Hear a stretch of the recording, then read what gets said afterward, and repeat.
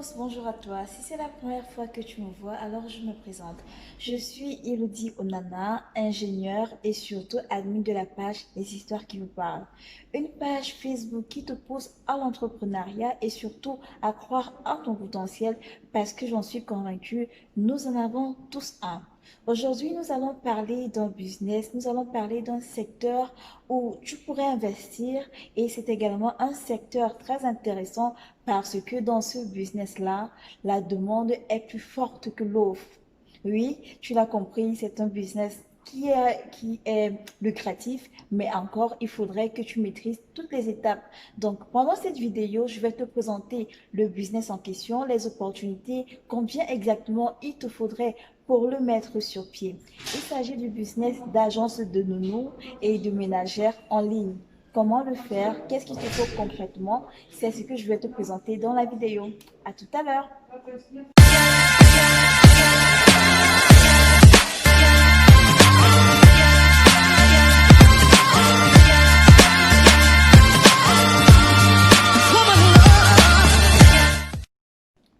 Alors, il faut savoir que Agence de Nounou, c'est une entreprise, d'accord? Si tu veux mettre sur pied ta propre agence de Nounou et que tu es sur place, c'est-à-dire que c'est toi qui vas tout coordonner, je te conseillerais vivement de la faire enregistrer.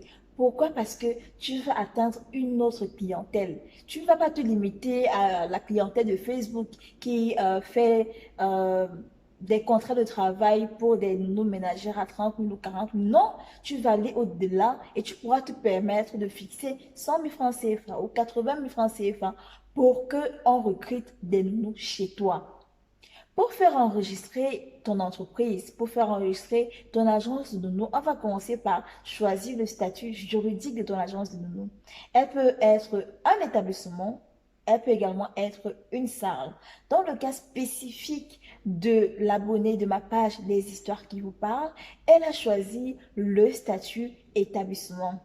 Quels sont les documents dont tu auras besoin pour faire enregistrer ton entreprise en tant qu'établissement? Tu auras besoin de un, l'attestation de localisation, 2, l'attestation de non-redevance, 3, la patente, 4, le registre de commerce.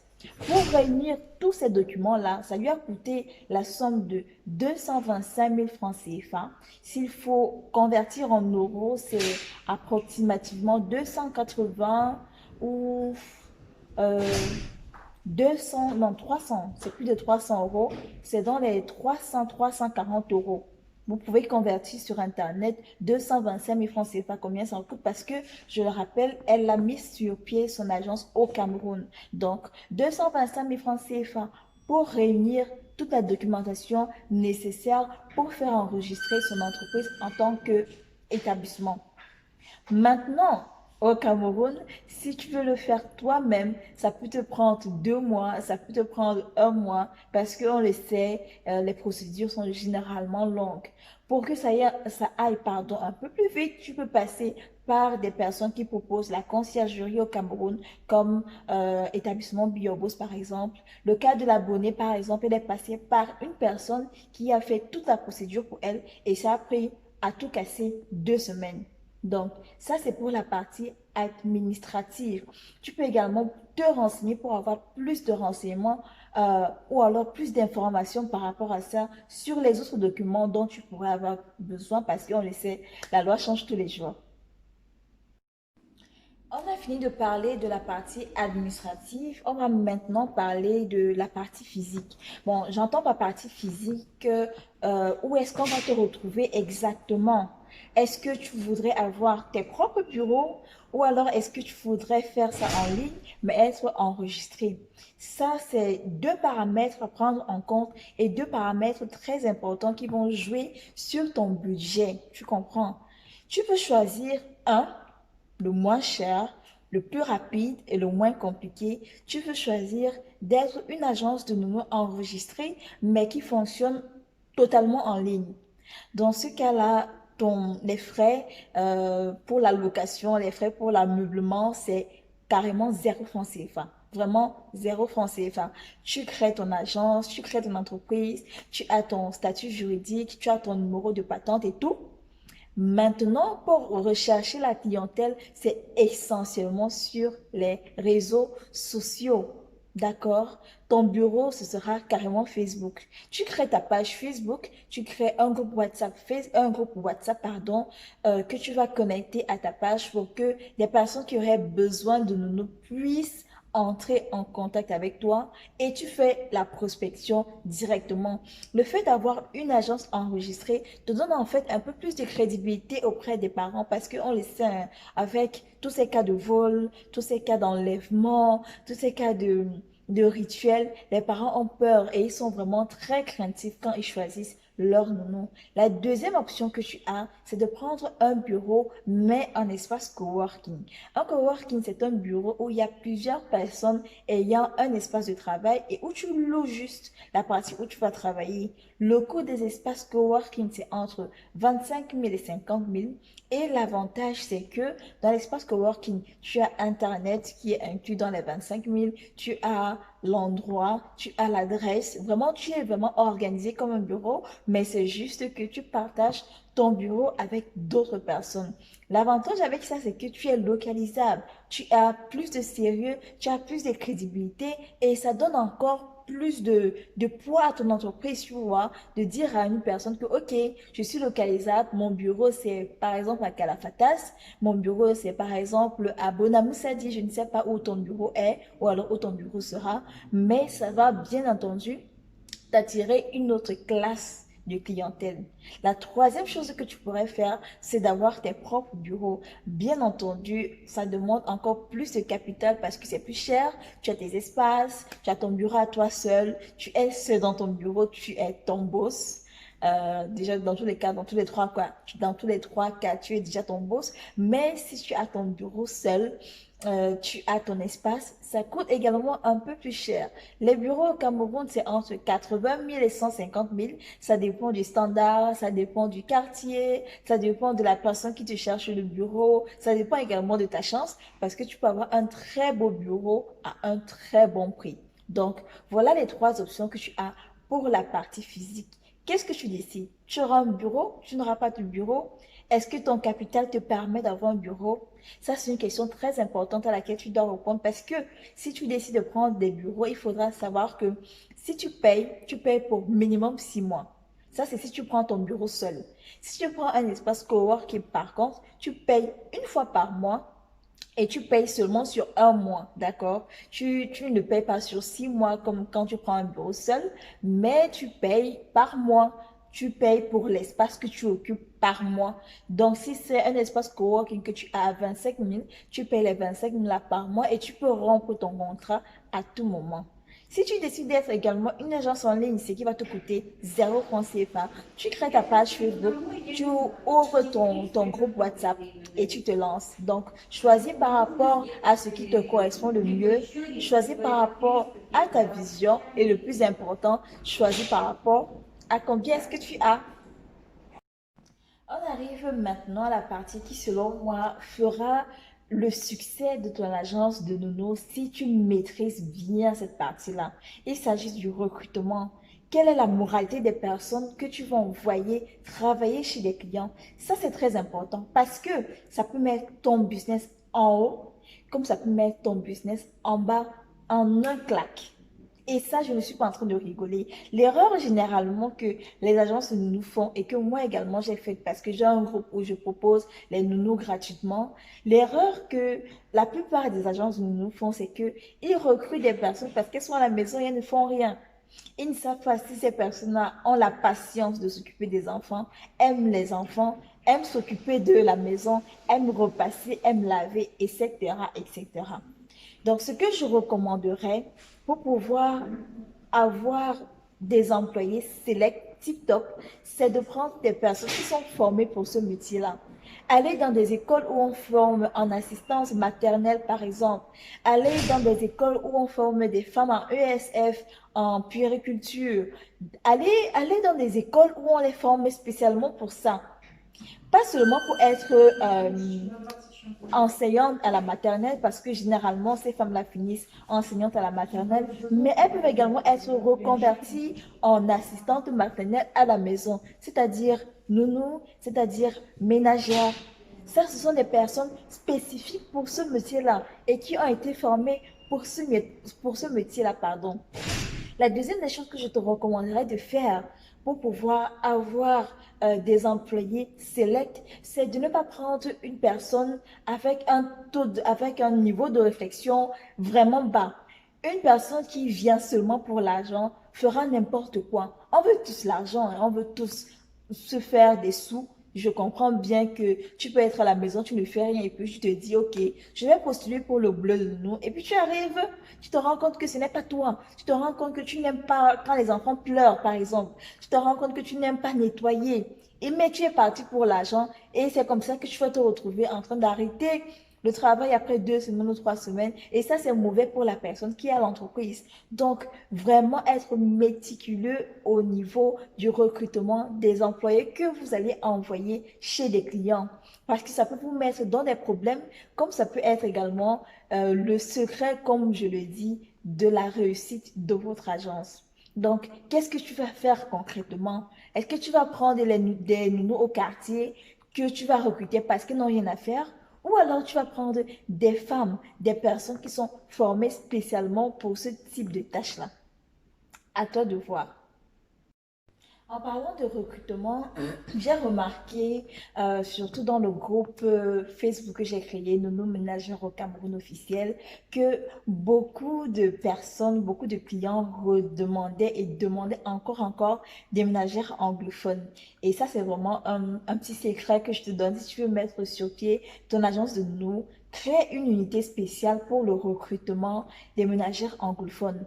Probablement, elles sont plus serviables, probablement, elles sont plus polies. Donc, moi, je ne fais pas de discrimination, mais c'est simplement un constat que j'ai fait. Donc, si tu pouvais avoir cette option-là que tu proposes également aux clients, ce serait bien. Bien entendu, pas des petites filles. Employer des personnes qui ont le droit de travailler, qui ont l'âge pour travailler et pour comprendre ce qu'on leur demande de faire.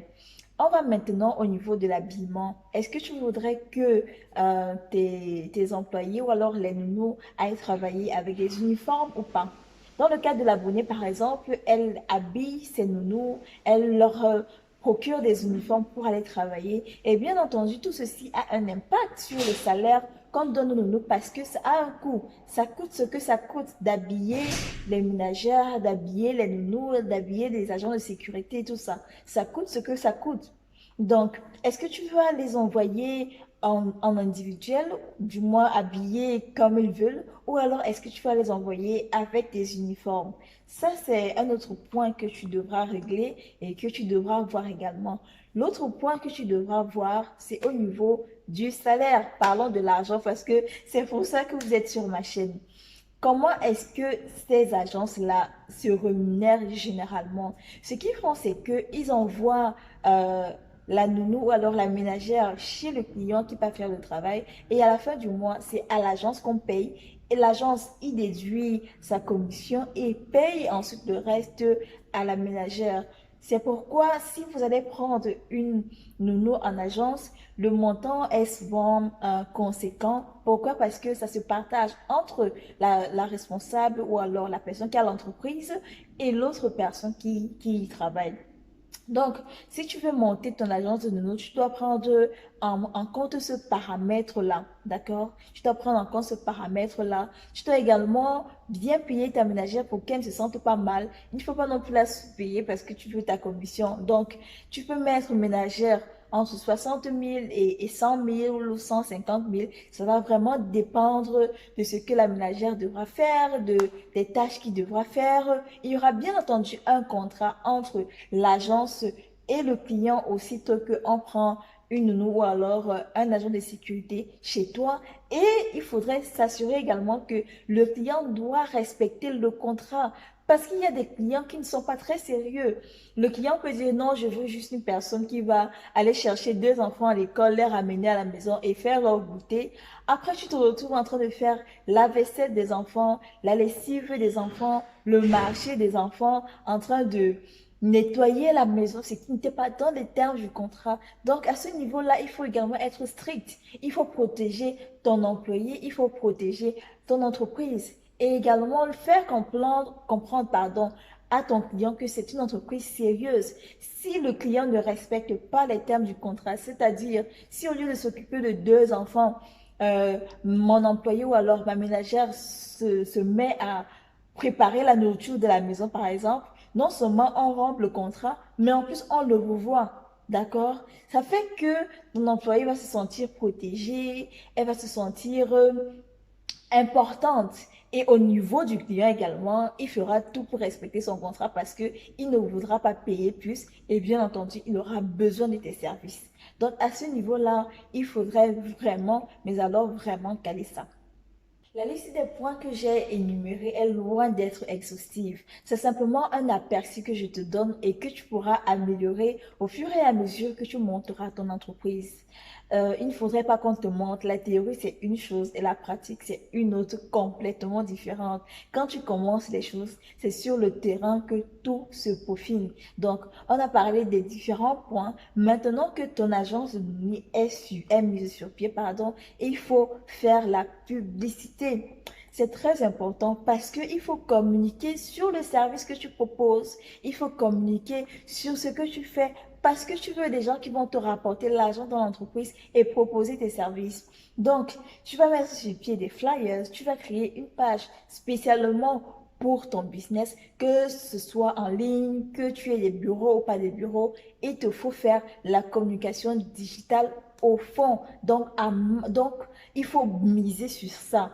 Il faut miser dessus, sinon personne ne va te connaître. Il faut aller chercher le client. Et ça se fait comment? En mettant sur pied des flyers, en créant une page professionnelle Facebook, en créant un groupe WhatsApp. Si, si tu trouves que c'est vraiment nécessaire d'avoir un groupe WhatsApp. Mais je pense qu'une page Facebook et des flyers, c'est vraiment largement suffisant. Ensuite, ce que tu vas faire, c'est de communiquer dans des groupes spécifiques où tu recherches les clients là. C'est-à-dire des groupes où il y a des mamans, des groupes où il y a des femmes. Dans mon groupe, par exemple, nous ménagères Cameroun officiel, dans des groupes où il y a beaucoup de femmes, dans des groupes de vente, par exemple, dans des groupes spécialisés où on propose des services, tu pourrais le faire et je t'assure que tu seras inondé de clients qui voudront des nounous. La difficulté qui va se poser, et je te parie que tu auras le même problème, c'est au niveau du recrutement. Mais si tu maîtrises ça bien, tu es parti pour exploser en 2021, sincèrement. Donc, tu mets sur pied la publicité. Tu communiques sur les réseaux sociaux, tu communiques dans tous les groupes, en fait, tu communiques partout. Et tu fais la même publicité, le même post avec le même flyers tous les jours sur 30 jours. Tous les jours sur 30 jours. Tu vas me dire si à la fin du mois, tu n'auras pas au moins 10 clients qui auront demandé de tes services. Pour finir, on va parler des avantages et des inconvénients de ce business. Je te l'ai dit, j'avais essayé un peu pour voir la tendance du business en question, mais je le faisais de façon vraiment anarchique. J'avais créé simplement un groupe Facebook où je faisais la recherche et je mettais en contact des personnes qui recherchaient avec des personnes qui voulaient être des nounous alors qu'ils cherchaient un bleu de nounou. Et je n'avais pas enregistré l'entreprise, je n'avais rien fait de tout ça. J'avais simplement testé le marché et c'était vraiment ça, boum, que ça m'a effrayé. Ça, c'est un avantage. C'est un des avantages de ce business-là. Tu ne vas jamais manquer de clients. En fait, tu seras vraiment saturé, pardon, de clients. La deuxième chose que je pourrais dire ou alors que je pourrais nommer comme un avantage, c'est que tu vas vraiment travailler sur ton relationnel avec les gens parce que c'est un secteur, un business où tu es appelé à parler avec la personne tous les jours. Tu vas travailler sur ton tempérament. Si tu n'es pas une personne patiente, je t'assure, ne fais pas ce business. On va parler des inconvénients. L'inconvénient de ce business-là, c'est que c'est un business qui vole ta paix en fait. Parce que aujourd'hui, la nounou va partir, demain, elle ne va pas partir. On va te demander de chercher encore une autre ménagère. Se porter garant de la moralité d'une personne, c'est très, très, très difficile.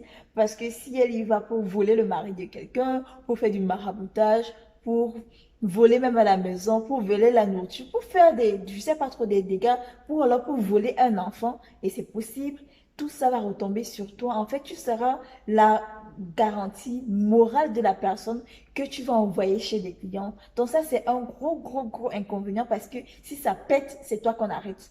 Si tu es prête à, ou alors si tu es prêt à prendre ce risque-là sur toi, alors lance-toi et brille tout simplement. Nous sommes parvenus au terme de la vidéo et vraiment, ça a été un plaisir de partager avec toi. Si tu avais cette idée au fond de la tête, j'espère que cette vidéo, si t'aura donné un peu plus d'éclairage sur ce qu'il te faudrait pour avoir ta propre agence de nounou. Si également tu voudrais entrer en contact avec moi, je t'invite à t'abonner à ma page Facebook Les Histoires qui vous parlent et de me contacter dans la messagerie inbox. Je me ferai un plaisir de te répondre et de te donner plus d'informations. Si tu as également besoin du nounou ou alors de contacter la responsable de l'agence de nounou qui a été mise sur pied et qui a gracieusement accepté de partager son expérience avec nous, je mettrai le lien de son agence Facebook en description. Tu pourras la contacter et avoir une nounou ou une ménagère. Pour ma part, ça a été un plaisir de partager avec toi, de te donner ces informations-là. Tout ce que je veux, c'est que tu te lances si tu en as les moyens ou alors si c'est ton rêve. Merci de m'avoir écouté. Merci d'avoir été avec moi. N'oublie pas de t'abonner à la chaîne et surtout de cliquer sur la cloche de notification. Au revoir.